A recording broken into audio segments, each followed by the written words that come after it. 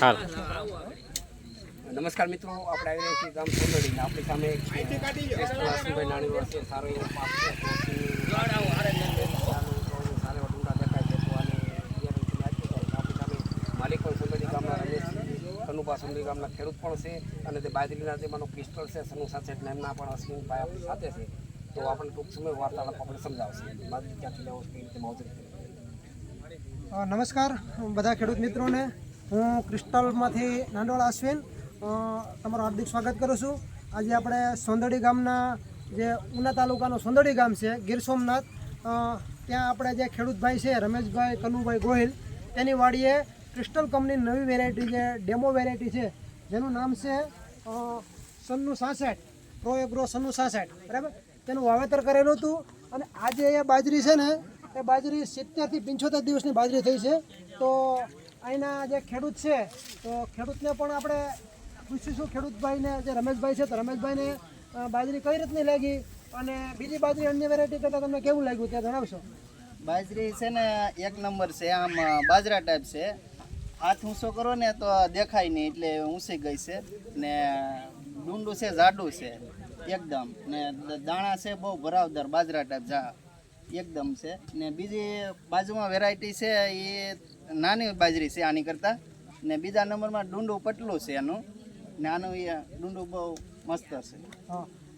રમેશભાઈનું કહેવાનું એવું છે કે આ બાજરી જે છે, બરાબર, તો એકદમ ફૂટ અને બાજરી એકદમ જોરદાર ભરાવદાર ડુંડા છે, અને ઓલી જે બાજુમાં જે અન્ય વેરાયટી છે એના કરતાં હાઇટમાં પણ એકદમ ઊંચી છે. પ્રો એગ્રોની સન્નુ 66 બાજરી જે છે તે આપણે અત્યારે નિહાળી રહ્યા છે. ત્યાં આપણે ફાર્મર ફિલ્ડ વિઝિટ છે, એટલે જે ફાર્મર ગામના છે, આજુબાજુના ગામના ખત્રીવાડા, સોંદડી અને સોંદડા, તેના ફાર્મરને બોલાવ્યા છે, અને ફાર્મરને આપણે બતાવીશું. તો આ બાજરી જે છે એક છોડમાંથી લગભગ જે બધી જે ફૂટ છે તે એક સાથે હાલેલી છે, અને એક સાથે આવી રીતના તેમાં ડુંડા ભરાઈ ગયા.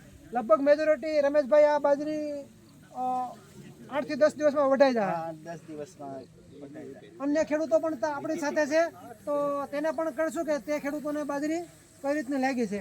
તો ખેડૂતો પણ જણાવી છે કે બાજરીમાં તમે બીજી બાજરી જોવો છો, અને આ બાજરીમાં તમને શું તફાવત. આવો, તમને આ બાજરીમાં તમે ઘણી બધી બાજરી જોઈએ, બરાબર, તો આ બાજરીમાં અને અન્ય બાજરી જોઈએ તમને શું ડિફરન્સ લાગે, તમે કેવો જરા.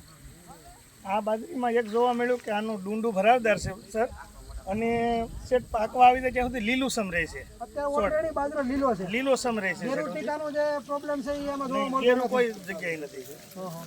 અને લીલુંછમ રહે છે, દાણો પાંખો નથી, ભરાવદાર છે ડુંડો. અને દેશી બાજરો કેમ હોય છે, એટલે એકદમ વેરાયટી બહુ સારી છે. ખૂબ ખૂબ આભાર. હું ક્રિસ્ટલમાંથી નાંદોળા અશ્વિન ફરીથી આપનો આભાર માનું છું. જય હિન્દ. ફોટો તમારો પાડી